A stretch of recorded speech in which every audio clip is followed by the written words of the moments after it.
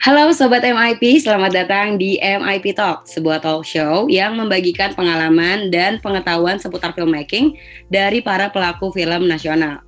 MIP Talks merupakan bagian dari MIP Awards, acara tahunan Universitas Multimedia Nusantara yang berisi pemutaran, penilaian, dan penghargaan hasil karya film pendek mahasiswa dalam mata kuliah Moving Image Production atau MIP.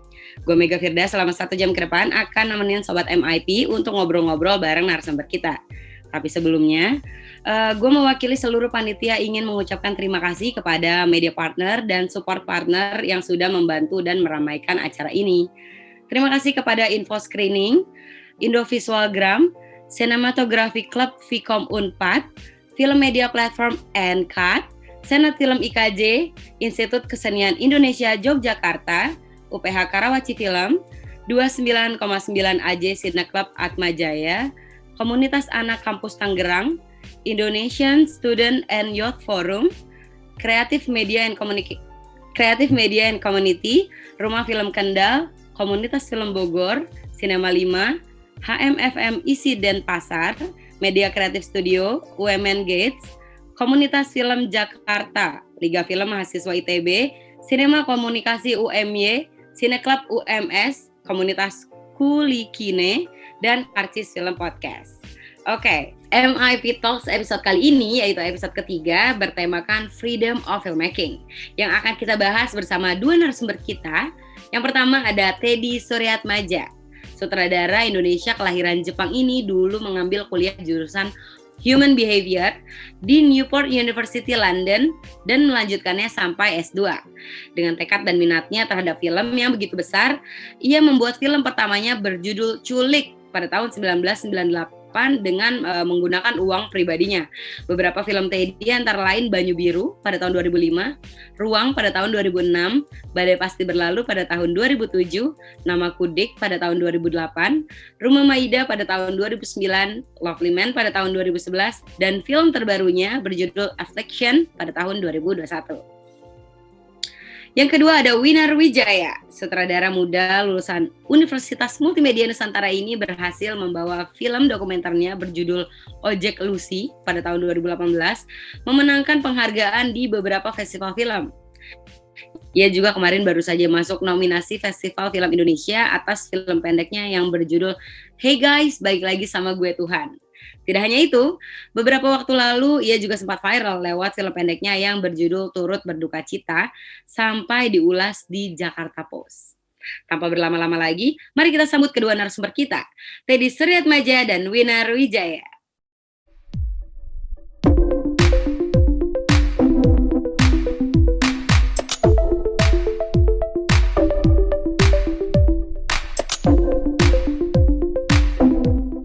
Hai, halo Mas Teddy dan Kak Winar, halo. Halo. Apa kabar? Baik. Sehat ya. Di masa sekarang saat ditanya kabar, kita jawab sehat, itu benar-benar dijawab dari hati. Karena sekarang sehat sangat mahal. Sebelumnya memang sudah mahal, tapi di kondisi seperti sekarang lebih mahal lagi kayaknya sehat ya. Baik, terima kasih Mas Teddy dan Kak Winar sudah mau sharing di MIP Talks. Kalau boleh tahu, lagi sibuk apa nih, Mas Teddy? Kalau saya baru selesai ini aja ya, baru selesai rilis film di Netflix kemarin yang Affliction, tapi sekarang ini sih prosesnya masih nulis sama persiapan aja sih. Untuk beberapa proyek ke depan? Untuk beberapa proyek ke depan, ya. Tapi yang Affliction tadi sudah bisa disaksikan ya? Udah 2 minggu main di Netflix sekarang. Oke, baik. Kalau Kak Winar lagi sibuk apa, Kak? Kalau aku sekarang lagi di Bali menjalani residensi Yamagata Documentary 7. Jadi Yamagata Documentary 7 kerjasama dengan Minikino di Bali. Terus ini di kantornya Minikino sekarang. Oke, wah lagi kerja berarti ya? Jadi kita sebulan ketemu sama filmmaker lain yang juga sedang develop dokumenter-dokumenternya, project-projectnya, terus ada beberapa mentor juga dari Jepang, ada yang dari Singapura, ada yang dari Amerika gitu. Terus kita diskusi bareng project kita masing-masing gitu.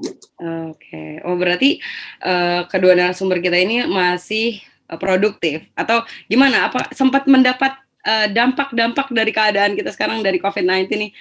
Kemarin sempat ada vakum atau gimana? Dari Mas Teddy sempat ada stop dulu atau gimana?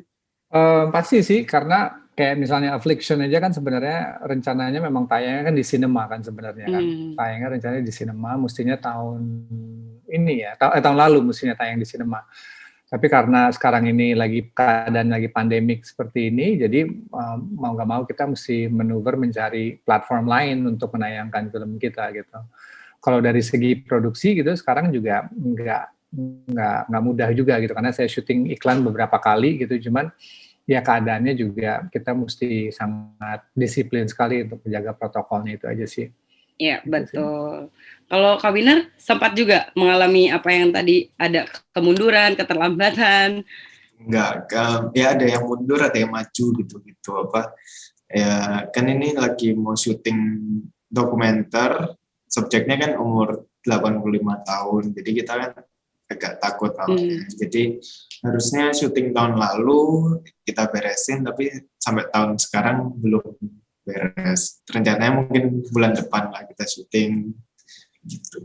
Terus yang residensi ini juga harusnya kan di Jepang, tapi karena nggak boleh ada penerbangan ke luar negeri, jadi ke Bali lumayan. Bali juga seru. Iya. Ya sebetulnya memang ya gimana, kita sudah masuk ke new normal, kita tidak mungkin menunggu ini berlalu baru kita bisa berkarya lagi gitu ya. Jadi ya sudah, kita maksimalkan saja apa yang bisa kita lakukan demi bisa meramaikan industri film begitu ya. Oke, kalau gitu langsung aja. Jadi Mas Teddy, Kak Winner, pada episode kali ini kita akan membahas tentang freedom of filmmaking. Kebebasan dalam membuat film begitu ya, kebebasan dalam berkarya. Ini mungkin sering kali didengar, sering kali digaung-gaungkan gitu. Tapi sebetulnya kebebasan seperti apa sih yang dicari gitu. Nah, gue penasaran nih, kalau menurut Mas Teddy sama Kak Winner, apa sih maknanya itu tadi freedom of filmmaking gitu. Mungkin dari siapa dulu nih? Kak Winner dulu deh. Gimana Kak Winner? Menurut Kak Winner, arti freedom of filmmaking bagi seorang Winner aja. Wow. Ya bikin film bebas, ya, bebas sih bener. Apalagi zaman sekarang semuanya udah lebih gampang kan. Dulu kamera apa masih mahal, sekarang semua orang bisa bikin film bahkan pakai HP-nya. Itu kan sangat-sangat bebas ya. Dan penontonnya juga bebas sih mau nonton apa enggak ya.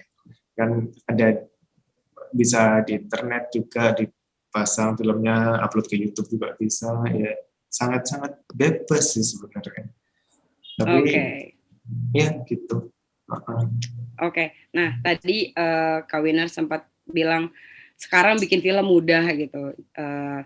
Dulu lebih susah. Coba kita tanya sama Mas Teddy, yang film pertamanya diproduksi kebetulan pada saat saya lahir. Jadi menurut Mas Teddy, freedom of filmmaking itu lahir tahun berapa? Mas? Kamu lahir tahun berapa? Aku lahir 97. Oke. Ya. Aku lahir 97. Untuk ini ya, untuk menyambung tadi apa yang diomongin sama Winner ya. Jadi bikin film di zaman sekarang for everybody yang lahir di era sekarang ini jauh lebih mudah dibanding dulu. Karena ketika dulu bikin film kita masih pakai celluloid, itu perhitungan untuk kita mau roll kamera ketika action aja itu mikirnya tuh berapa puluh kali gitu sebelum kita roll. Kalau sekarang ini kan kita mau roll aja, hapus aja kalau salah, hapus lagi, sehingga the sense of responsibility-nya tuh jauh lebih besar ketika kita waktu bikin film di era dulu, karena kita roll berapa ratus feet dari film aja itu udah berapa juta gitu untuk ngabisinnya gitu. Kayak contohnya saya film Culik, waktu itu saya masih shoot pakai film, masih pakai celluloid.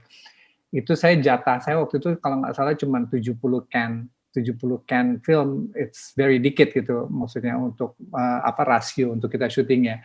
Jadi itu sama, itu mesti sangat perhitungan banget gitu. Makanya kalau misalnya freedom of filmmaking zaman sekarang ya jauh lebih bebas sekarang, karena seperti Winner bilang tadi, ngangkat handphone aja sekarang you can make a film.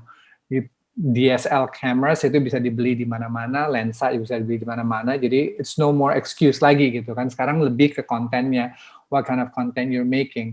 Tapi dalam konteks yang kita bicara freedom tadi, kebebasan untuk berekspresi, nah it's another topic to discuss gitu, karena kalau kita bicara freedom of expression, yes kita bisa bikin film seperti apa aja, tapi dua, apakah itu akan ditonton sama orang, apakah itu akan menimbulkan kontroversi, tiga, apakah itu akan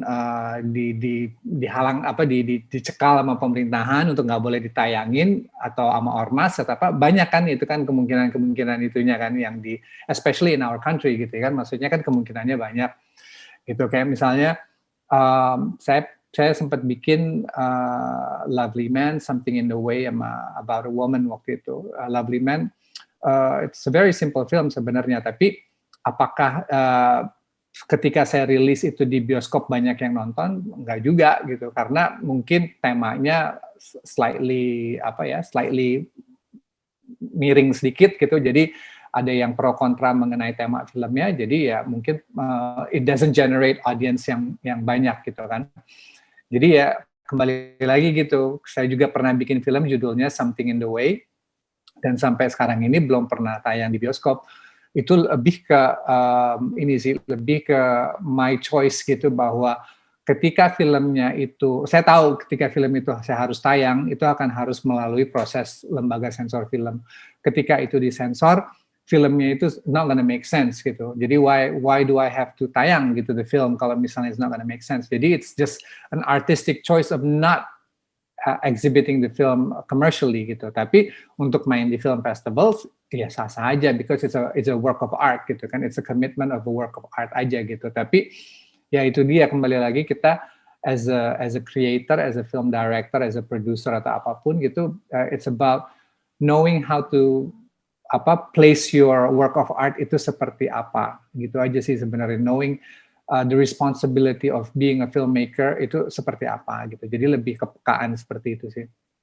Oke, nah berarti tadi ada bebas nih, ada dua nih, bebas secara teknis gitu ya, dan bebas secara konten. Jadi kita sekarang udah bebas menggunakan kayak tadi yang Mas Teddy bilang dulu, pertimbangannya itu besar untuk membuat sebuah film. Bahkan tadi dijatahin ya Mas Teddy ya, berapa? 7 ken. 7 ken itu kira-kira 75 ken. Itu kalau didurasikan itu berapa menit tuh? Saya pakai syutingnya 35, satu kennya sekitar 4 menit lebih. 4 menit lebih. Gitu. Nggak nyampe 5 menit ya, nggak nyampe 5 menit. Satu ken. Berarti 5 kali 70 aja. Itu berarti jatah saya cuma segitu untuk menjadi satu film gitu kan. Yeah, so it's ini maksudnya pasti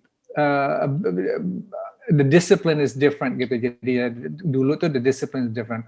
Once we roll on a scene gitu pakai film gitu, benar-benar kita udah matang secara konsep, matang secara pemain, matang secara directing sebelum kita roll. Nah, kalau sekarang ini karena kita punya kebebasan untuk hapus, buang, hapus, ganti, hapus, timpa aja.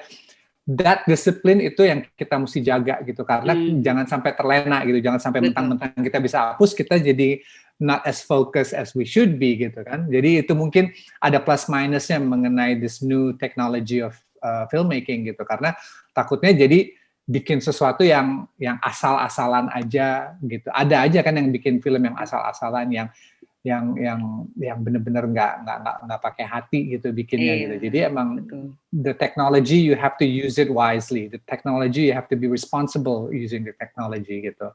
Saya ngasih contoh misalnya saya shoot film Rumah Maida, which is a film I shot in 2007 atau apa. Itu syuting terakhir saya pakai film celluloid buat film layar lebar. It cost over berapa mahal lah pokoknya bikin film itu.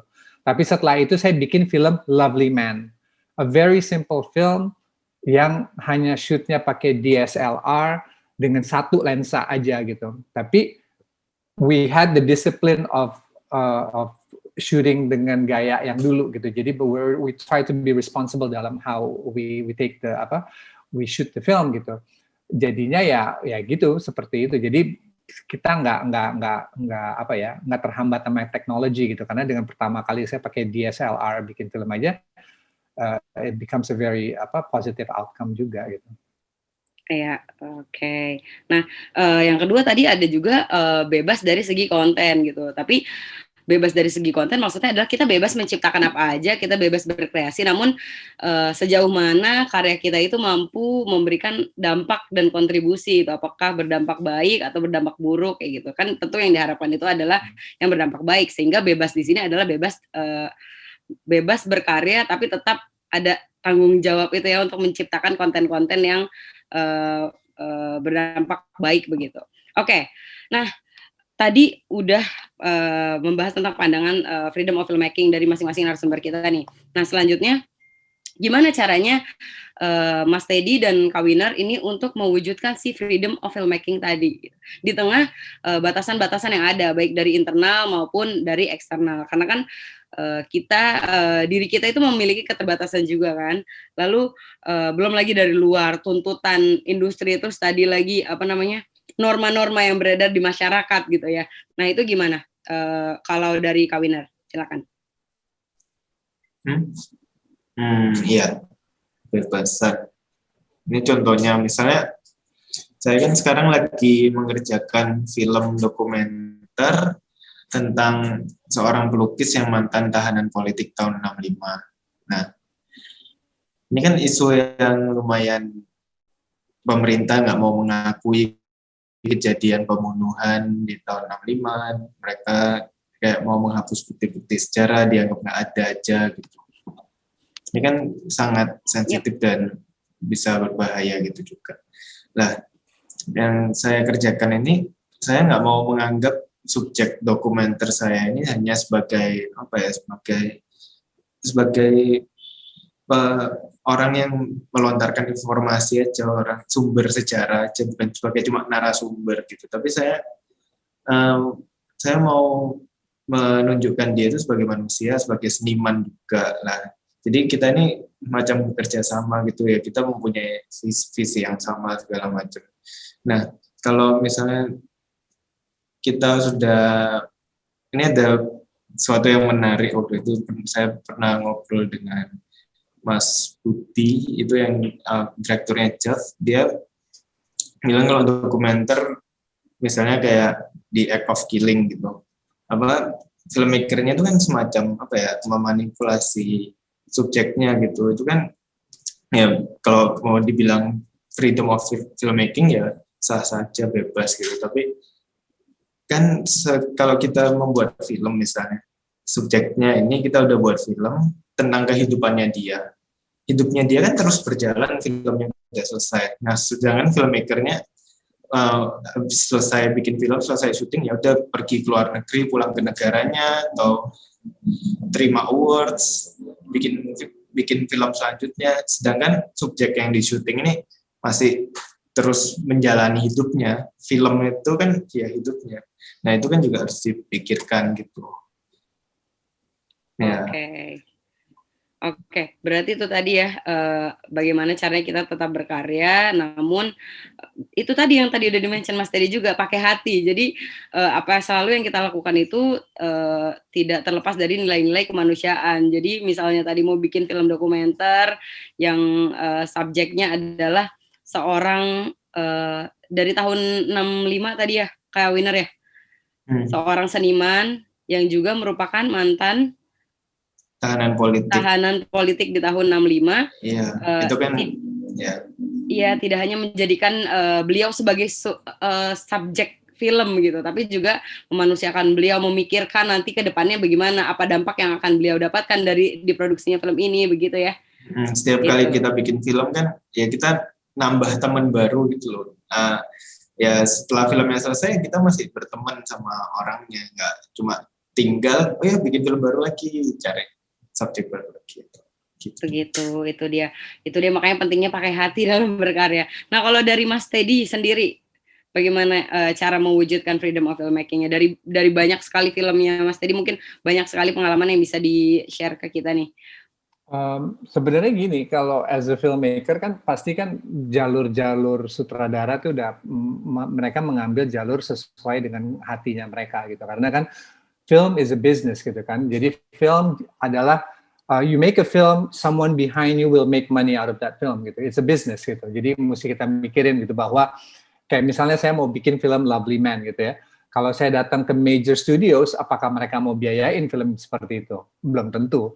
Karena it's what they like adalah film seperti yang mereka biasa buat gitu. Jadi kan it's about jalurnya juga. There's also audience, terus produser atau PH yang mau membiayakan, atau enggak dari hatinya si sutradara sendiri mau bikin seperti apa gitu. Jadi I think as a filmmaker itu yang paling pertama, hapus dulu tuh yang wah gue pengen bikin film yang jumlah penontonnya sekian, gue pengen bikin film tuh yang banyak yang, maksudnya hapus dulu itunya, what do you wanna tell gitu, what story do you wanna tell, itu yang paling penting gitu, karena ya nggak usah dipikirin dulu bahwa ininya sih karena semua orang lagi bikin film religi, saya juga harus bikin film religi. Semua orang lagi bikin film horor, saya juga harus bikin film horor. Atau semua orang lagi bikin film drama Korea, saya harus bikin drama Korea gitu untuk supaya laku. Jadi it's not about that. It's about what story do you want to tell gitu. Maksudnya kayak contohnya kayak Winner dari hatinya mau menceritakan tentang sosok ini gitu. Jadi sosok Pak Gregorius ini gitu. Jadi it's a story that ini gitu. And I'm sure ketika Winner memilih subjeknya Gregorius ini bukan karena wah this will make a lot of money atau wah ini PH ini akan wah ini akan tayang di mana-mana, wah ini akan menang award di mana-mana, ini akan keliling festival di mana-mana. No, I'm sure it's not because of that. I'm sure it's a passion project juga buat Winner, bahwa Winner mau bikin film seperti ini gitu. Jadi as a filmmaker untuk bisa menguasai yang namanya istilah kalian yang freedom of filmmaking itu adalah first you have to tell a story that you want to tell aja dulu. Bahwa itu nanti mau di pick up sama major studio, atau bahwa itu mau dibiayain sama PH, bahwa itu akan keliling dunia di festival dan menang di mana-mana, that will come on its own gitu. Itu akan datang dengan sendirinya. Sekarang yang penting jujur aja dulu pada diri sendiri mau bikin film seperti apa. Itu sih mungkin. Oke, berarti dikembalikan lagi ke filmmaker itu sendiri sebetulnya. Mungkin tujuannya berarti ya Mas Teddy ya, tujuannya mau ngapain melalui film ini gitu ya.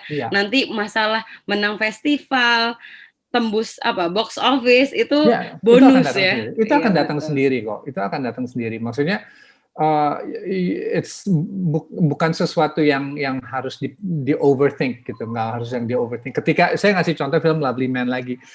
Ketika saya bikin film Lovely Man itu it was a time di mana perubahan karir saya sebenarnya, karena film-film sebelumnya itu kayak misalnya Rumah Maida atau Badai Pasti Berlalu atau apa gitu yang saya bikin sebelumnya gitu ya, itu rata-rata film yang bisa dibilang kerjasama sama produser yang film pesanan lah, kurang lebih film pesanan. And at that time itu ini si produser mau bikin cerita seperti ini atau seperti ini, itu oke gitu, dan saya dengan senang hati membikin, and I enjoyed making it gitu. Cuman saya nyampe di sebuah titik yang dimana oh man, I need to do something yang define what kind of filmmaker I am gitu, yang saya mau bikin cerita tuh seperti apa sih kayak gitu. Akhirnya ya karena saya mau bikin seperti itu, akhirnya saya menulis Lovely Man ini, saya tulis sendiri dan saya direct sendiri dan saya produce sendiri gitu. Jadi itu pertama kali saya merasakan director's cut ada di tangan saya. Jadi no one contributed to the cut of the film gitu. Jadi yang sebelumnya kan ada produser, ada investor atau apa yang contribute to the final cut of the film gitu. Tapi kalau Lovely Man pure bahwa 100% the final cut itu ada di tangan saya. Tadinya saya nggak pikir untuk tayang film itu gitu. I did not know bahwa film itu akan punya napas yang segitu panjangnya, karena akhirnya tayang di festival ini menang di sini ini tayang, and it came on its own gitu. Padahal lahirnya dari sebuah film yang tadinya saya mau bikin sama teman-teman saya aja, dan udah aja gitu. Maksudnya ini kita nyoba aja bikin film yang pure gimana sih kayak gitu. Tadi kan Mas Teddy bilang mungkin sebetulnya yang pertama itu harus ditentukan adalah tujuannya, film ini mau dibawa kemana, mau ngapain dengan film ini gitu kan, apa yang ingin disampaikan melalui film ini, karena nanti popularitas dan penonton itu akan datang dengan sendirinya gitu. Nah ini juga kemarin kan sempat viral filmnya Kak Winner yang judulnya Ojek Lucy. Ojek Lucy sama Turut Berduka-Cita itu dua-duanya tugas kuliah mata kuliahnya Mas Anggi Nun. Jadi mata kuliah dokumenter waktu kita bikin Ojek Lucy itu tentang apa, lumpur lapindo. Jadi lumpur lapindo itu kan bencana buatan manusia oleh PT Lapindo yang sangat besar banget, menenggelamkan 19 desa gitu sekarang. Terus lucunya, ya nggak lucu sih, anehnya, absurdnya itu dijadikan tempat wisata. Dan pemandu wisatanya itu korbannya sendiri, korban Lapindo. Jadi sudah 13 atau 14 tahun lalu Lapindo itu masih ada dan terus erupsi. Nah, jadi kita mau menunjukkan keabsurdan dan kehidupan para tukang ojek sekaligus pemandu wisata sekaligus korban yang ada di Tanggul Lapindo itu gitu. Terus Turut Berduka-Cita itu juga tahun yang sama, tahun semester depannya itu Mas Anggi ngajar directing, itu tugas kuliahnya juga. Jadi Turut Berduka-Cita tentang seorang anak yang papanya meninggal. Terus ini ceritanya di tempat melayatnya, orang-orangnya tanya, oh meninggalnya kenapa gitu. Terus dia ceritakan, oh ya kemarin Sabtu kita bawa ke ICU segala macam bla bla bla. Terus hari Rabu ini meninggal gitu cerita. Terus orang lainnya datang lagi tanya, oh meninggalnya kenapa? Terus dia ngulangin lagi, oh hari Sabtu. Jadi udah kayak apa ya, kayak program gitu loh, dia ceritain berulang-ulang kronologi kematian ayahnya sendiri. Kan kejadian yang sering dialami, sering terlewat, tapi kalau kita rekam di film, kita masukkan ke layar, jadinya kayak, ya absurd ya ternyata ini kejadian yang kita udah anggap normal. Gitu. Iya, aku sempat nonton itu film yang Turut Berduka-Cita. Itu tertampar online tuh pada saat nonton. Iya benar juga ya, sekarang kalau ada berita duka, orang nggak memikirkan perasaan si keluarga yang ditinggalkan gitu kan. Yang mau dia tahu adalah informasi-informasi mengenai orang yang sudah meninggal gitu. Padahal kan sebetulnya ada yang lebih perlu dijaga dari itu gitu ya. Sebenarnya mereka juga nggak mau tahu kenapa informasinya. Jadi sebenarnya orang yang melayat juga nggak tahu mereka harusnya apa. Ya topiknya yang dibicarakan kan cuma itu. Ya kita nggak mau nyalahin mereka juga. Cuma soalnya kan ya awkward kan kejadian orang meninggal itu. Kita nggak mau bilang oh salah, nggak boleh tanya-tanya, ya nggak apa-apa, silakan. Iya. Ya, tunjukin. Kemudian film ini viral karena dibahas di Jakarta Post gitu ya. Nah sebelumnya kepikiran nggak viral karena dibuat Jakarta Post sih. Sampai dibahas di Jakarta Post. Oh iya. Ya sebenarnya kepikir memang saya mau upload ke YouTube, kan sudah 3 tahun lalu kan filmnya tayang pertama di festival segala macam, upload ke YouTube memang tujuannya ini kayaknya bisa viral. Jadi aku buat thread di Twitter, kasihin gambarnya, kasih beberapa sinopsisnya, terus kasih linknya ke YouTube. Akhirnya ya lumayan lah. Oke, baik. Nah itu berarti dengan tujuan untuk menyadarkan nih orang-orang yang mungkin secara langsung atau tidak langsung melakukan apa yang ada di dalam film itu gitu ya. Jadi tujuannya adalah untuk memberikan perspektif lain dari orang yang ditinggalkan tuh perasaannya seperti apa ketika dia sedang berduka terus diberondong dengan pertanyaan-pertanyaan seperti yang biasa kita tanyakan saat kita melayat gitu ya. Oke. Baik, Sobat MIP, sekarang kita akan masuk ke sesi Q&A. Nah, ini sudah ada beberapa pertanyaan yang sudah kita kumpulkan sebelumnya dari Sobat-Sobat MIP. Oke, kalau gitu langsung aja aku bacakan pertanyaan yang pertama. Untuk Kak Winar Wijaya. Ini dari JD. pakai inisial ya. Katanya, Kowin, apa sih inspirasinya untuk film Hey Guys, Balik Lagi Sama Gue Tuhan? Kok bisa kepikiran buat film dengan point of view dari Tuhan dan menggunakan drone? WK. Thanks, Oke. Kowin. Sama-sama WK. Jadi film yang Tuhan itu kita buat karena kompetisi dari Minikino juga, kompetisi pembuatan film dalam 34 jam, namanya Begadang Competition gitu.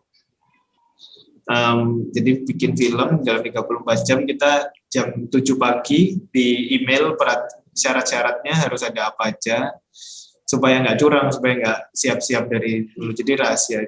Pertama syaratnya harus ada adegan menyalakan penerangan, menyalakan lampu, dan apa, harus ada adegan barang jatuh, terus harus ada adegan apa gitu. Terus maksimal bolehnya filmnya 5 menit. Nah itu film buat kompetisi. Jadi kita waktu kumpul bareng beberapa teman belum ada ide apa-apa. Habis itu kita emang udah dari agak lama pernah kepikir kayaknya seru ya bikin film pakai drone aja gitu. Soalnya aku sebenarnya lumayan benci dengan drone dalam film pendek gitu. Soalnya penggunaannya suka kayak cuma orang pamer aja, oh ini aku punya drone, ya ada drone shotnya gitu. Ya. Terus ya gitu, terus kita ada drone nganggur, kebetulan nggak pernah dipakai buat bikin film, soalnya waktu itu terpaksa beli karena tuntutan pekerjaan. Habis itu kita mau pakai apa ya, drone, oh kayaknya seru nih, kalau drone kan paling gampang ya ada perspektifnya Tuhan dari atas kan, bird eye view semua. Terus kita bikin Tuhannya itu Tuhan yang jahat gitu loh. Tuhan yang suka bunuh-bunuh orang gitu. Apa itu kita mau bilang apa ya? Kayak apa? Mau parodiin konsep Tuhan yang dangkal, yang populer sekali di internet, yang kayak, oh kalau kamu buat salah nanti kamu dihukum sama Tuhan. Oh kalau kamu apa, jangan gitu loh, kamu dihukum. Itu kan sering banget kita lihat di internet kan, kayak gitu, apa orang ngepost Tuhan yang maha penghukum. Terus kalau, oh iya sekalian aja kalau kita bikin beneran gimana, kalau Tuhannya nggak suka dikit, wah ini tabrakan, ini mati habis itu orangnya gitu. Ya gitu sih. Iya. Oh berarti ini development idenya itu dari malam pada saat dari pagi, siang, malam, pagi lagi. Wow, itu 30 jam tadi ya Kak ya? 34 jam. 34 jam, wow. Terus langsung edit, langsung submit, upload. Ya, iya. Seru kok kalau mau ikut tahun ini ada lagi pasti. Namanya Begadang Competition. Boleh ditunggu tuh kompetisi dari Minikino. Oke. Lanjut ya. Ini ada pertanyaan nih sekarang untuk Mas Teddy. Oke, Mas Teddy, apa yang membuat Mas Teddy berani dan yakin bahwa film-film seperti Lovely Man dapat diterima di masyarakat Indonesia? Dan apakah menurut Mas Teddy film seharusnya bisa dipergunakan tidak hanya sebagai hiburan semata? Nah, ini yang nanya anonimus nih, Mas. Jadi boleh dijawab aja. Gimana pertanyaan, maaf? Apa yang membuat Mas Teddy berani dan yakin bahwa film-film seperti Lovely Man dapat diterima di masyarakat Indonesia? Dan apakah menurut Mas Teddy film harusnya bisa dipergunakan lebih dari sebagai hiburan begitu maksudnya? Ada dua nih pertanyaannya berarti. Ya, sebenarnya kalau misalnya yakin bahwa akan diterima atau enggak, tentunya enggak ya. Maksudnya enggak yakin. Namanya saya bikin film juga bikin film seperti Lovely Man atau About a Woman atau Something in the Way itu bukan film yang saya pikirin buat penontonnya gitu. Ini lebih ke saya punya ide, saya punya cerita, saya mau tulis, saya mau bikin gitu. Jadi kalau kita bicara itu enggak. Tapi kan once the film is done, itu udah bukan milik saya lagi, udah milik penonton. Film will have a life of its own gitu. Setelah udah tayang, kita udah bukan milik saya lagi gitu. Karena udah pasti akan ada yang suka, udah pasti ada yang nggak suka. Udah pasti ada yang sebel, udah pasti ada yang nggak sebel, gitu aja kalau nonton film kan kayak gitu kan. Tapi if you overthink, kira-kira, oh ini banyak yang suka nggak ya, ini laku nggak ya, if you overthink that, you're not going to make your step, itu udah pasti gitu. Jadi, I try not to think about stuff like that gitu. Kalau buat dalam sebuah produksi atau dalam sebuah persiapan untuk bikin film gitu. Karena kalau dibilang yakin, tentunya belum nggak yakin soalnya. Tapi again seperti saya bilang tadi, once the film is done, udah it's out of your hands. Sekarang tinggal penonton suka atau enggak aja. Dan jangan berharap semua orang akan suka sama karya kamu, enggak gitu. Yang nggak senang sama karya saya juga banyak gitu. Yang suka juga ada, yang nggak senang juga banyak mungkin. Cuman ya, but that's the game gitu. Emang that's the life of a filmmaker. Emang harus seperti itu. Terus kalau misalnya a film is about sending a personal message dibanding entertainment value, itu juga sesuatu hal yang saya nggak pernah pikirin gitu. Karena I'm just a storyteller gitu. I'm just a storyteller. Ketika saya bikin film Lovely Man, saya mau cerita tentang bapak sama anak trying to reconnect. Simple as that gitu. Tapi ketika film itu ditonton sama orang, they see it as a message, a strong message about LGBT. Mereka see it as a strong message about a social issue yang kejadian di Jakarta. Jadi banyak hal yang mereka melihat itu.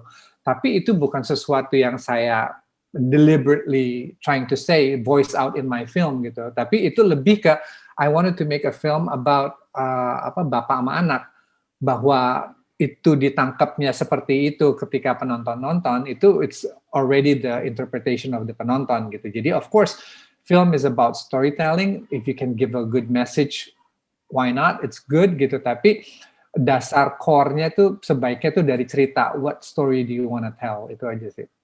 Oke. Berarti itu tadi yang perlu dicatat ketika kita mau buat film, itu tidak perlu terlalu dipikirkan karena pasti aja ada yang suka dan tidak suka dengan karya kita ya Mas ya? Pasti. Okay. Haters itu apalagi the era of digital internet crap ini kan, yang haters tuh ada aja gitu, banyak, and you cannot avoid that gitu kan.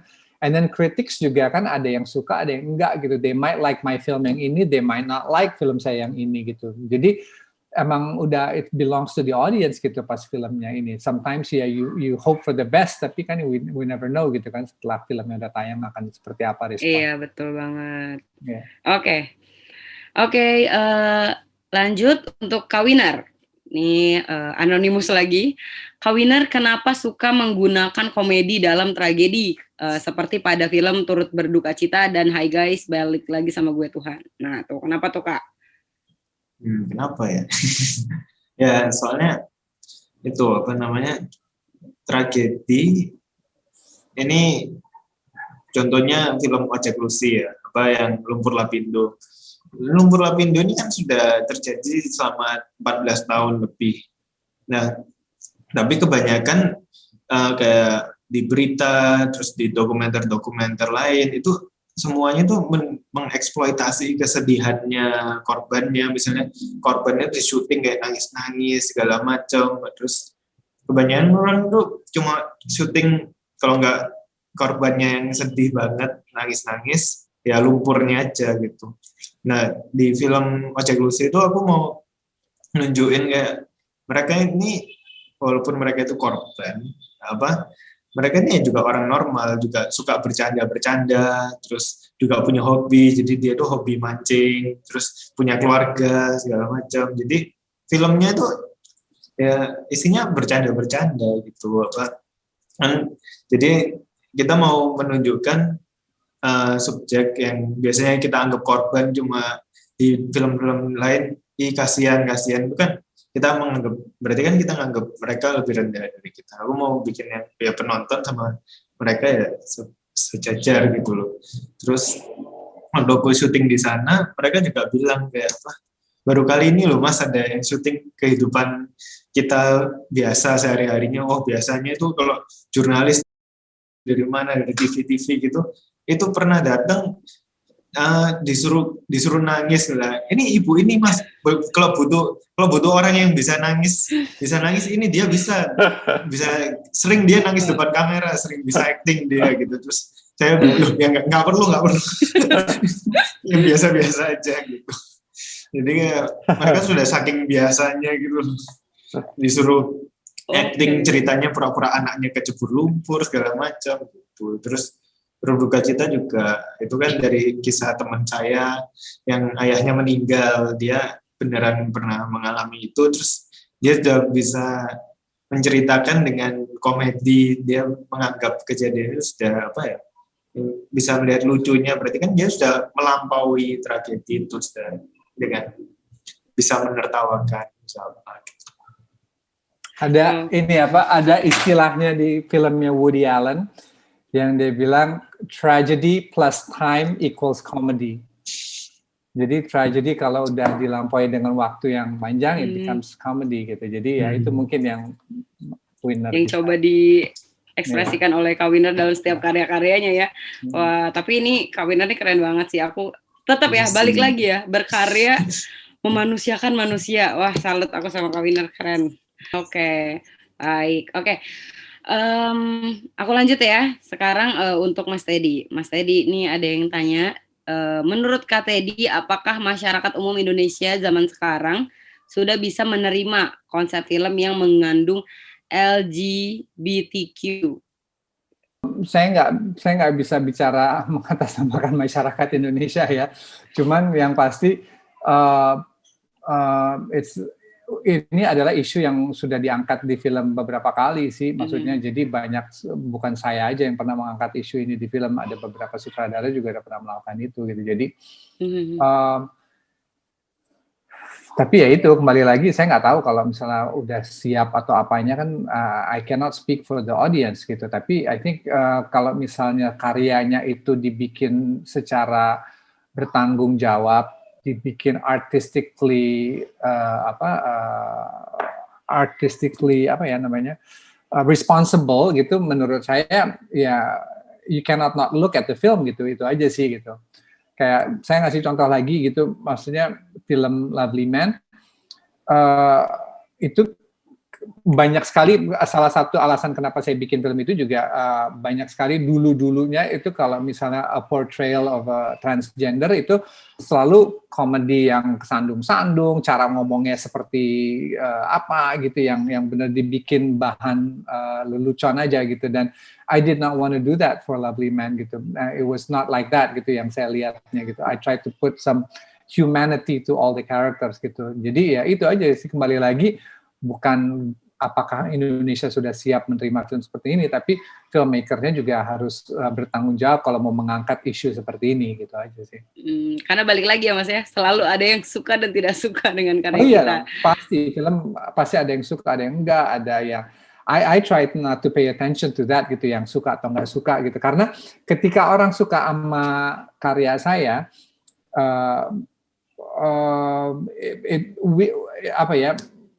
you become very proud easily gitu, sehingga you lose your balance gitu. Oh, segitu percaya dirinya saya jadinya, wah banyak yang suka kok gitu, you lose your balance. Dan I think kalau misalnya the key of being a good filmmaker adalah you have to remain humble, itu sih yang paling penting. Karena ya ketika kita udah ngerasakan keberhasilan, jutaan penonton atau film banyak yang suka, the critics love it atau apa, you lose your balance for your next film gitu. Jadi saya selalu ditanya kalau misalnya film yang saya paling suka yang mana, saya akan jawab film saya yang berikutnya aja gitu. Oke. Lanjut, menurut kakak-kakak filmmaker yang selalu membuat film dengan mengambil isu tertentu, beneran berdampak baik nggak sih ke isu tersebut? Nah, ini pertanyaan dari Citra. Mungkin bisa dijawab oleh keduanya ya, bisa dijawab Mas Teddy sama bisa jawab Kak Winner juga. Mungkin pertama aku mau dengar, boleh Mas Teddy? Apa? Gimana? Katanya, apakah filmmaker yang selalu membuat film dengan mengambil isu tertentu benar-benar berdampak baik terhadap isu yang diangkat tersebut gitu? Jadi misalnya orang bikin film tentang apa tadi, misalnya kebebasan beragama gitu, apakah memang berdampak gitu? Seperti itu kayaknya pertanyaan Ici. Iya, again itu juga kembali lagi ke karyanya juga yang dibuat gitu kan, maksudnya karya yang disuguhkan buat penonton gitu. Is it responsible enough? Is it does it voice out a certain message yang benar? Does it stand for humanity dalam karyanya? Ya of course, kalau itu pasti akan dampaknya akan bagus gitu ya. It depends on how you look at it. Sama juga it depends on how the audience nangkepnya juga seperti apa gitu. Kadang-kadang kan if penontonnya tidak bisa if you're not open-minded enough untuk karya seperti itu, mungkin dia akan menganggap itu karya yang negatif gitu. Misal filmnya Winner nih yang tentang 65 gini ya, you can see it from two different perspective kan dalam hal ini kan. Kalau saya ngeliatnya kita jangan pernah melupakan sejarah gitu. We have to see where our roots were and where we started off and the past mistakes that we've made gitu kan. Tapi juga ada orang yang bisa melihatnya, wah ini membuka luka lama. There's so many things that you can see gitu kan dalam hal satu karya atau satu message yang mau disampaikan filmmaker gitu. Jadi it depends juga gitu. When you walk into film apapun filmnya, you have to be open-minded and you have to be committed to what kind of work and what kind of film that you want to see gitu. Itu aja sih yang paling penting kan. Karena again kacamata orang lihat film Lovely Man, lihat nice message tentang bapak sama anak, it's very beautiful atau apa. Ada juga yang bilang ini film tentang LGBT atau apa. Jadi kan banyak juga gitu kan kemungkinannya kan. When you present your film gitu, sama seperti filmnya juga nanti when he presents his film, feedback seperti itu juga. Itu sih. Jadi it's about being responsible as a filmmaker. How open-minded are you untuk melihat konten-konten yang sekiranya make you feel uncomfortable gitu when you watch it, bukan hanya entertainment value gitu. How open-minded are we gitu as a society gitu. Itu sih yang penting. Oke, nah kalau menurut Kak Winner gimana nih Kak? Apakah selalu ketika kita mengangkat satu isu terus kita jadikan film, apakah film itu selalu berdampak baik terhadap isu tersebut gitu? Kalau menurut Kak Winner gimana? Ini salah satu hal yang penting yang waktu saya diskusikan selama residensi ini maksudnya ya benar kita itu harus bertanggung jawab, responsible seperti yang katanya Mas Teddy tadi itu responsible kita harus berpikir luas, nggak cuma berpikir kita bikin film supaya kita terkenal, supaya masuk festival segala macam, tapi kan kita juga harus berpikir tentang orang-orang yang terlibat dan dampaknya gimana. Tapi kita juga nggak boleh menaruh beban berat banget kayak masa dengan satu film kita bisa menyelesaikan masalah LGBTQ di Indonesia kan, itu kan menaruh beban berat sekali dalam film ini kan nggak mungkin dampaknya sampai menyelesaikan masalah. Misalnya saya mau bikin film tentang 65 ya saya nggak boleh menaruh beban berat sejarah 65 pembunuhan massal yang terjadi itu dalam satu film ini gitu loh. Itu juga harus. Jadi kalau kita udah nggak mikir, ya benar katanya Mas Edi tadi ya, kita storyteller ya mau menceritakan sesuatu yang kita ceritakan gitu. Dan dengan bertanggung jawab. Maksudnya gitu. Kalau kita berharapnya dampaknya satu film ini menyelesaikan pembuangan sampah di sungai gitu kan ya nggak mungkin juga. Kalau begitu pemerintah bikin film terus berarti ya kalau misalnya satu film bisa segitu berdampaknya. Makanya nanti kalau kita mikirnya gitu udah tambah nggak bikin film. Iya benar jadi film. Betul, karena tadi seperti yang sudah disampaikan Mas Teddy ya, ketika filmnya sudah jadi dikembalikan kepada penonton mau seperti apa menanggapinya gitu kan. Kita filmmaker hanya bisa storytelling tadi, nanti dampaknya itu ya tergantung bagaimana penonton menangkap apa yang kita ceritakan lewat film kita gitu. Oke. Nah, ini ada lagi dari Gersugi. Mengutarakan atau mengekspresikan pandangan dalam film biasa menjadi hal yang sensitif bagi beberapa orang. Bagaimana cara mengatasi hal sensitif ini? Karena setiap pandangan orang berbeda-beda. Terima kasih. Baik lagi ya, sama sebetulnya pertanyaannya. Itu tadi, jadi ketika kita berkarya mengangkat satu tema, itu pasti mungkin tema itu sensitif bagi segelintir komunitas begitu ya. Nah ini bagaimana nih cara mengatasinya nih, Mas Teddy dan Kak Winner? Boleh dari Kak Winner dulu mungkin? Kalau menurut gue justru karena pandangan setiap orang berbeda-beda itu malah justru senjata kita loh bikin film. Ini kan ada pertanyaan kalian juga editor kalian bilang sudah tidak ada yang baru lagi di bawah muka matahari gitu. Sebenarnya enggak lah, pasti banyak yang baru. Kayak kita membuat sesuatu menurut pandangan kita itu ya sesuatu yang baru, soalnya kan menurut pandangan kita itu. Jadi jangan, kan orang sering bilangnya, oh harus objektif dong, nggak boleh subjektif. Enggak, sebenarnya kita tuh butuh subjektif, yang subjektif itu juga valid. Apa kayak misalnya sejarah selalu dianggap harus objektif segala macam. Ini salah satu yang diomong oleh dosen kuliah saya sejarah itu selalu biasanya orang kalau ada buktinya baru itu dianggap sejarah. Kalau ada bukti empiris, bukti nyatanya itu baru dianggap sebagai sejarah. Padahal pengalaman subjektif kecil-kecil dari orang-orang yang kecil, kayak misalnya ada ibu yang mencuri biji kakao 3 biji di penjara 3 tahun, itu kan pengalaman subjektifnya dia, itu juga bagian dari sejarah. Nggak boleh sejarah cuma dialami oleh penguasa itu yang bisa menulis sejarah segala macam gitu ya. Jadi pandangan setiap orang itu penting. Malah kita sebagai filmmaker punya pandangan kita sendiri, ya itu valid. Jangan dibilangnya wah nanti nggak sesuai sama pandangan semua orang ya macam ya gitu. Pandangan setiap orang sekecil apapun secara subjektif itu termasuk bagian dari sejarah. Oke. Nah kalau menurut Mas Teddy nih, gimana tuh Mas? Bagaimana mengekspresikan satu tema yang mungkin sensitif bagi beberapa golongan gitu? Apakah nggak apa-apa atau gimana cara mengatasinya? Intinya gini, itu kan kita nggak bisa mengontrol pendapat penonton kita nggak bisa mengontrol idealsnya penonton kita nggak pernah bisa mengontrol outcome feedbacknya penonton kita akan seperti apa. Ketika kita as a filmmaker overthink that, akhirnya nggak akan maju-maju, kita nggak akan berkarya juga gitu. Jadi I think ya kita mesti lepas aja gitu. We have to tell the story that we want to tell.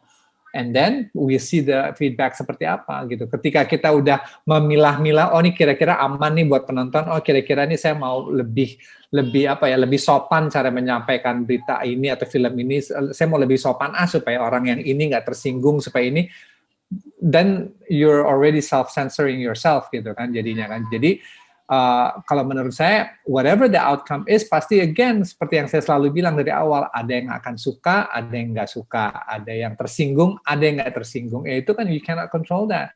You cannot expect people to agree and like your film. Semuanya gitu nggak mungkin rata kayak gitu. Jadi don't overthink that aspect gitu menurut saya gitu. Jadi mendingan bikin as a filmmaker, be as responsible as you can. And do the best that you can gitu, itu aja gitu. That's the best that you can do gitu buat saat ini gitu as a filmmaker. Itu sih. Oke. Baik. Menurut kakak-kakak, apakah kebebasan justru membuat ide kreatif muncul atau justru keterbatasan itulah yang membuat seorang filmmaker dapat berpikir kreatif? Nah ini pertanyaan dari Anonymous. Ini balik lagi nih ke pertanyaan yang awal kita tadi ya. Di sini ada kebebasan dan keterbatasan. Apakah kebebasan memunculkan ide kreatif atau justru karena keterbatasan kita bisa jadi kreatif? Nah, ini menarik nih. Gimana menurut Mas Teddy? Ya itu bisa dilihatnya dua-duanya. Kayak misalnya saya mulai dari keterbatasan kreatif dulu ya. Contohnya ketika saya bikin film trilogi saya ada Lovely Man, Something in the Way, sama About a Woman. Ketika saya bikin itu saya kreasi berdasarkan keterbatasan. Kayak misalnya contohnya Lovely Man, it was a film yang saya shoot cuma punya satu lensa dengan satu kamera. Gimana saya bercerita dengan alat seperti itu, gitu, dengan kru yang sangat kecil, dan saya syutingnya cuma 6 hari buat satu film itu. Jadi itu benar-benar keterbatasan banget kan semuanya kan. Tapi I managed to work it out sampai akhirnya itu muncul dengan istilah saya tuh mungkin filmmaking yang sifatnya survival. I have to survive within this 5 days to make this film gitu. Sama seperti mungkin yang Winner waktu itu dikasih keterbatasan untuk begadang 2 hari gitu untuk bikin film. Itu kan muncul creativity itu karena kita dibatasin gitu kan. Of course kita bisa mengasah creativity kita ketika ada keterbatasan seperti itu. And I think those who can step up to those kind of challenges akan menghasilkan karya yang menarik gitu, karya yang bagus gitu. Tapi kalau misalnya kebebasan itu konteksnya lebih kebebasan untuk berekspresi. If we're given the sky's the limit untuk membebaskan ekspresi, kita mau cerita tentang seperti apa aja, of course kita akan lebih berani untuk creativity juga gitu. Kita akan lebih berani untuk bercerita, lebih berani untuk mengangkat isu-isu tertentu gitu, karena kita dikasih kebebasan gitu. Jadi those two aspects yang tadi dalam pertanyaan itu benar-benar bisa work for both gitu. Maksudnya filmmakers bisa mengoptimalkan dua-duanya gitu menurut saya. Jadi bukan kreatif itu bukan berasal dari kebebasan atau keterbatasan, tapi bisa dari dua-duanya gitu ya. Yeah. Oke. Nah, kalau menurut Kak Winner gimana? Apakah setuju dengan apa yang disampaikan Mas Teddy atau ada pandangan lain?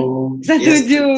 Ya kayak apa itu pertanyaan, ini kebebasan atau batasan? Keterbatasan itu pertanyaan yang yang mengada-ngada, yang dibuat-buat, kayak kalian seolah-olah harus cuma pilih salah satu, padahal enggak kan, dua-duanya ada dalam setiap aspek. Misalnya kayak Lovely Man itu yang filmnya Mas Edi kan bebas mau bikin film, dia mau cerita apa yang dia mau ceritakan, dalam satu sisi itu kan bebas, tapi kan ada keterbatasan juga, kayak misalnya tadi pakai kamera dengan satu lensa, terus mau bikin film yang dengan budgetnya nggak tinggi gitu, itu kan dua hal itu kan ada dalam satu film gitu. Jadi nggak mungkin satu film itu sebebas-bebasnya atau terbatas-batasnya. Mungkin kalau benar-benar sangat terbatas, kayak kita misalnya hidup di negara yang sangat diktator gitu, dipimpin oleh diktator, itu mungkin ya mungkin kita mati secara kreatif gitu. Tapi kan ya dunia nggak cuma satu atau satunya gitu. Jadi pintar-pintar bagaimana kita mengantisipasi si kebebasan dan keterbatasan itu sendiri ya. Oke, dari situlah ide-ide kreatif akan bermunculan. Oke. Ini ada pertanyaan lagi. Halo Kak Win dan Kak Ted, kira-kira ada tips nggak nih untuk menciptakan konsep film yang benar-benar pure original dan pikiran sendiri tanpa mengambil referensi dari film lain? Oke, ini aku mau Kak Winner dulu ya yang jawab ya. Gimana nih Kak Winner? Ada tips nggak untuk buat konsep film yang pure, original, nggak pakai ngambil referensi dari film lain? Silakan Kak Winner. Kalau pengalamanku sendiri, ini beda-beda mungkin setiap orang. Aku kan mulai suka bikin film itu dari waktu SD gitu, pakai handycam, terus soalnya diajarin sama guru SD gitu untuk diajarin ngedit video, terus diajarin mengoperasikan handycam. Waktu dulu masih mini TV gitu, belum memory card kayak sekarang. Jadi waktu itu aku berangkat ketertarikan bikin film itu dari proses pembuatan filmnya gitu loh, bukan karena aku nonton film sesuatu terus aku inspired dari film itu aku mau bikin film kayak gitu. Jadi mungkin jadi film yang aku buat mungkin kalau ditonton orang kok kayak bukan mirip film apa kayak. Jadi kalau kita terus untuk tips mungkin nonton film sebanyak-banyaknya itu juga membantu sih. Cari referensinya tuh benar-benar beda-beda banyak sekali, dan nggak usah dianggap menonton film itu sebagai mencari referensi. Kalau kita secara sadar mau cari, aku mau bikin film yang mirip ini, ya udah film kita nanti akhirnya jadi kayak KW-nya filmnya Wes Anderson misalnya, itu kan dulu sempat ngetren banget film model mirip-mirip Wes Anderson. Aku lihat di festival film pendek isinya sama semua, orangnya di tengah, terus backgroundnya flat gitu-gitu. Kalau kita udah secara sadar mau bikin film mirip siapa gitu, ya akhirnya ya itu jadi KW-nya filmnya siapa. Kayak kata Mas tadi bilang, ya kita cerita ya apa yang kita mau ceritakan, bukan kita bikin film karena kepingin masuk festival, akhirnya kita tiru-tiru film apa yang lagi ngetrend di festival gitu. Jadi kalau aku bikin film, kalau ditanya referensinya apa, biasanya nggak pernah tahu, soalnya nggak pernah secara sadar gitu loh aku secara sadar mau referensiin film ini gitu. Jadi aku nonton film ya untuk cari tahu selera sendiri, misalnya kayak oh film yang menurutku bagus tuh yang kayak gini, oh film yang aku nggak suka yang kayak gini. Ya udah. Oke, terus waktu bikin film ya itu bawah sadar. Oke, baik. Kalau menurut Mas Teddy nih gimana konsep bikin film yang pure, original dan tanpa mengambil referensi dari film lain? Silakan Mas Teddy. Kalau menurut saya gini, film maupun musik itu it's been done. Maksudnya kayak contohnya kita bicara musik aja dulu deh. Musik yang tidak mengambil chord-nya The Beatles atau chord structure-nya The Beatles yang kita, oh this sounds like The Beatles, this sounds like this gitu. Jadi pasti ada gitu ininya. Film pun juga gitu. Film kan kita tarik balik tuh ada zamannya Hitchcock, zamannya Scorsese, Coppola. It's been done. Semuanya itu been done. What's important adalah how do you mengolah that references untuk menjadi your own signature. Itu yang penting kayak gitu. Kayak misalnya if you watch a Tarantino's film is influenced by Scorsese, by Hong Kong films, itu udah pernah been done. Tapi gimana caranya dia bisa mengeluarkan tanda tangannya dia sendiri pas ketika we watch a Tarantino film gitu. That's the most important thing gitu. Menurut saya mengeluarkan tanda tangan sendiri. Karena kayak saya, I'm influenced by waktu saya kuliah tuh saya suka nonton filmnya Woody Allen. Woody Allen terutama saya suka banget gitu. Tapi none of my films look like a Woody Allen film sama sekali. Tapi I'm very obsessed with Woody Allen films gitu. Tapi nggak ada satupun karya saya yang seperti Woody Allen. I'm not stealing from him gitu. Tapi again, karena saya nggak sekolah film, saya mengabsorb filmnya si ini, filmnya siapa lah, Ingmar Bergman, filmnya Kurosawa, filmnya ini, filmnya Scorsese, semuanya saya absorb. Tapi gimana saya mengeluarkan signature saya dalam karya-karya saya. Jadi when I film like Something in the Way atau Lovely Man, it doesn't feel like a Woody Allen film, it doesn't feel like a Scorsese film, it feels like a Teddy's film gitu. Tapi I'm sure kalau orang nonton, oh ini film kayak filmnya si ini, I'm sure gitu. Pasti kan interpretation orang, reference orang juga banyak gitu terhadap film gitu. Jadi untuk mengeluarkan sesuatu yang original, menurut saya susah. Tapi kalau untuk mengeluarkan tanda tangan kamu sendiri bisa, sangat bisa mengeluarkan your signature. Itu yang penting tuh itu bahwa when you voice out yourself as a filmmaker, you come out with your own signature. Oh ya, itu filmnya Winner tuh, filmnya Teddy itu filmnya Hanung tuh, atau filmnya Joko Anwar gitu kan, kelihatan tanda tangannya mereka masing-masing itu akan kelihatan gitu. Tapi bahwa itu original, maybe it's influenced by past films atau literature atau music yang pernah mereka absorb as a filmmaker gitu kan. Jadi ya itu dia susah gitu kalau untuk pinpoint apa yang mau gimana bikin yang original, karena I don't think there is originality anymore gitu ya, karena everything it's been done already gitu. Itu sih menurut saya. Berarti intinya harus memberikan sign dalam setiap karya kita kalau mau terlihat fresh gitu ya, seperti yang tadi dikatakan Kak Teddy juga, kalau nothing new under the sun, selalu new kalau misalnya kita punya sign. Iya benar, harus pinter mengabsorb reference. Kayak contohnya kayak Winner bilang tadi, semuanya pengen kayak Wes Anderson gitu. Banyak di Indonesia pun juga banyak yang bikin film tiba-tiba kayak mau Wes Anderson gitu. Tapi mengolah reference-nya itu ditelannya tuh nggak mentah-mentah. Terlalu mentah-mentah ditelannya. Terlalu mentah-mentah gitu. Maksudnya gimana cara, I like Wes Anderson. I'm also a big fan of Wes Anderson. Tapi ketika saya bikin center framing, wallpaper yang menarik, baju yang warna-warna, people's gonna say, oh Teddy's ripping off Wes Anderson gitu. Bisa aja gitu. Tapi pinter mencerna reference, itu aja sih yang penting. How do you mencerna reference? Reference bukan hanya film ya, ada buku, ada music, ada talking to you guys, itu buat saya reference gitu. Kayak ngobrol sama Winner sekarang, ngobrol sama kamu, ngobrol sama semuanya, it's a reference for me gitu. Jadi, I know how this is interesting gitu ya, mengangkat ini, mengangkat itu gitu. Jadi how you mengolah reference itu yang penting buat yang bertanya tadi ya. How you mengolah reference will be your signature, itu aja sih.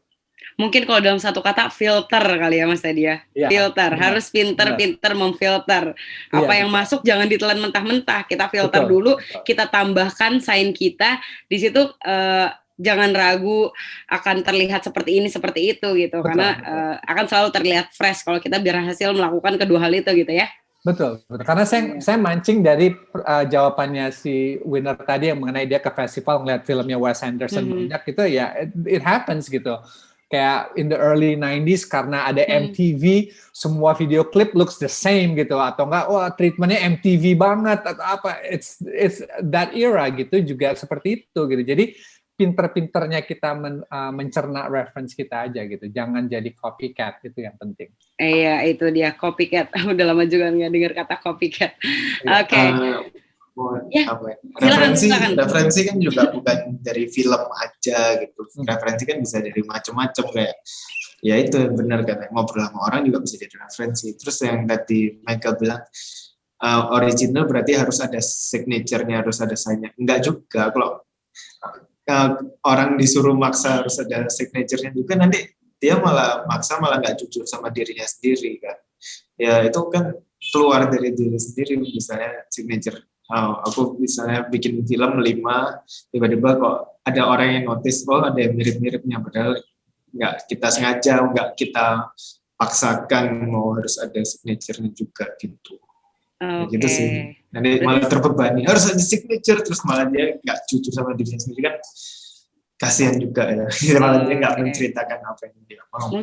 Mungkin tipsnya filmmaker harus tahu dulu sih sebetulnya dia itu seperti apa, kurangnya di mana, lebihnya di mana, kekuatannya apa, kelemahannya apa gitu ya. Jadi apa yang dikeluarkan itu autentik gitu. Soalnya kayak nyuruh orang untuk mengenal dirinya sendiri, kekuatanku apa, kelemahanmu apa, itu juga hampir nggak masuk akal. Gimana caranya kamu tahu dirimu sendiri 100% gimana? Kan nggak mungkin kan, orang kan pasti selalu berubah, berjalan, dan sangat kompleks. Nggak mungkin orang bisa tahu dirinya itu kelemahannya apa, kekuatannya apa. Dan kalau kita misalnya merasa tahu, mengidentifikasi, aku itu pinter ini, lemah ini, akhirnya kan kita ngasih sangkar ke diri kita sendiri, kayak aku nggak bisa main sepak bola, aku pinter masak gitu. Ya udah, akhirnya kita nggak akan belajar sepak bola, kita akan masak terus gitu. Berarti biarkanlah mengalir sebagaimana mestinya begitu ya? Ya lumayan. Sebenarnya gini, as a filmmaker tuh you get better with the process. Itu aja sih, karena jangan melihat karya pertama kamu bagus atau yang kedua bagus, ketiga bagus gitu, karena you get better at the process gitu. Karena semakin banyak kamu shoot, semakin banyak kamu bikin karya, semakin banyak kamu turun ke lapangan, you will get better. Eventually you will become the filmmaker that you want to be gitu. Tapi it takes process aja gitu. Kayak misalnya saya shoot film-film saya sekarang ini ya karena saya punya pengalaman 20 tahun sudah bikin film, jadi I can do films like this and that. And maksudnya saya bisa bikin film cepat, saya bisa bikin film yang mahal, yang gede budgetnya, karena it's based on experience gitu. Jadi you get better as you shoot more films gitu aja sih menurut saya. Maksudnya jangan berharap the first film will be perfect atau apa, karena enggak akan perfect. Kalau enggak mulai bikin film, enggak ada yang bikin film satu dunia ini. Iya. Itu dia. Baik, betul. Itu dia proses ya. Jadi harus bersabar dalam berproses, karena nanti kita akan terbentuk seiring berjalannya proses itu. Pasti. Oke. Seru banget ini diskusinya, dan kalau dilihat dari pertanyaan-pertanyaannya tadi ini sangat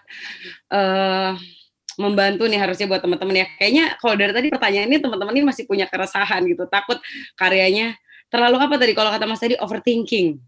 Terlalu ingin begini, ingin begitu gitu. Sebetulnya intinya mulai aja dulu kali ya sebetulnya, karena memang ada hal-hal yang tidak bisa kita kontrol seperti tadi penonton, selalu ada yang suka dan tidak suka gitu. Intinya sih mungkin tadi aku sempat catat kata Mas Edi, tentukan filmnya, apa yang ingin kalian sampaikanlah itu gitu ya. Terus kalau kata Kak Winner tadi mungkin berkarya dengan hati, jadi selalu memanusiakan manusia gitu. Jadi jangan mendramatisir sesuatu begitu. Karena ketika filmnya sudah jadi, film ini jadinya milik penonton. Jadi terserah penonton ingin menerimanya seperti apa gitu ya. Itu tadi sesuatu yang tidak bisa kita kontrol. Oke, ini ada terakhir dari aku. Mungkin Mas Teddy dan Kak Winner bisa memberikan semangat atau motivasi untuk terus berkarya nih bagi Sobat MIP dan teman-teman mahasiswa Universitas Multimedia Nusantara. Nah ini karena episode ketiga, boleh dalam 3 kata atau 3 kalimat aja semangat dan motivasi buat teman-teman. Silakan mau siapa dulu? Kak Winner ya? Silakan Kak Winner. Apa ya, biar semangat. Oke. Kan dari tadi Mega bilangnya intinya apa. Kadang-kadang nggak ada intinya, itu nggak ada. Intinya itu nggak ada intinya. Jadi kayak kalau kita terlalu mikir, aduh ini intinya apa ya, itu kan udah overthinking. Akhirnya kita nggak bisa menikmati kompleksitas semua. Kita nggak bisa menikmati sesuatu yang ya emang sebenarnya nggak ada intinya, ya udah nggak usah dicari gitu. Gitu ya, jadi lebih lega gitu. Intinya nggak ada intinya, itu berarti dari Kak Winner ya. Oke, kalau dari Mas Teddy? Mungkin kalau dari saya, pick up a camera and shoot. Udah, that's it. Pick up a camera and shoot. Udah, nggak ada lagi. Karena you have to, that's the first step gitu kan. Karena mau jadinya bagus, mau jadi jelek, but you are a filmmaker when you pick up a camera and shoot, gitu aja. Oke, baik. Thank you banget untuk Mas Teddy dan Kak Winner, keren dan kepake banget tadi ilmu dan pengalaman yang udah di-share-nya buat kita semua. Semoga kita bisa ngobrol-ngobrol lagi di lain kesempatan ya. Terima kasih sekali lagi. Bye-bye. Terima kasih. Thank you. Sampai ketemu lagi. Thank you. Good luck project-project yang lagi berjalan good luck ya Winner ya. Good luck Winner. Good luck ya. Good luck. Good luck juga buat Mas Teddy. Ditunggu karya-karya selanjutnya. Ya. Bye. Ketemu kapan-kapan.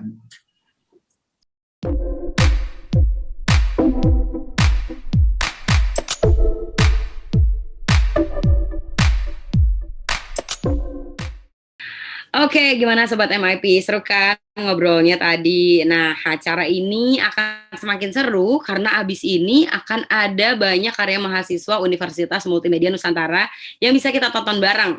Jadi kayak PDKT gitu kan ya, abis ngobrol bareng, kita nonton bareng, bercanda. Nah, untuk perbaikan acara ini ke depannya, gue persilakan Sobat MIP untuk mengisi link kritik dan saran dengan klik link kritik dan saran di description box atau dengan men-scan QR code berikut ini. Gue kasih waktu 1 menit ya. Silakan.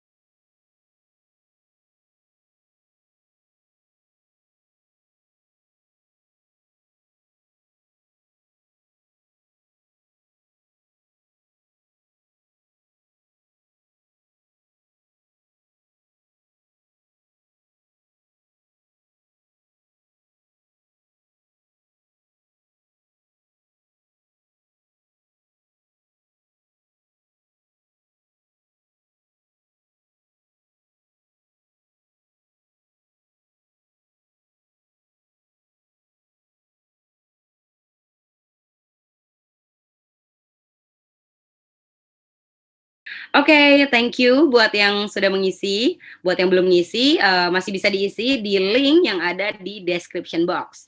Silakan diisi ya, sambil menunggu rangkaian acara MIP Awards yang lainnya, yaitu screening film, Q&A dengan filmmakernya, dan tentunya puncak acara awarding MIP. Untuk informasi dan update Sobat MIP, semua bisa follow akun Instagram kami di @MIPAwards. Oke, demikianlah MIP Talks episode kali ini. Terima kasih untuk Sobat MIP yang sudah hadir dan menyaksikan hingga akhir acara. Semoga bisa bermanfaat dan menambah semangat Sobat MIP dalam berkarya apapun kondisinya. Gue Mega Firda pamit undur diri, sampai jumpa di MIP Talks selanjutnya. Bye!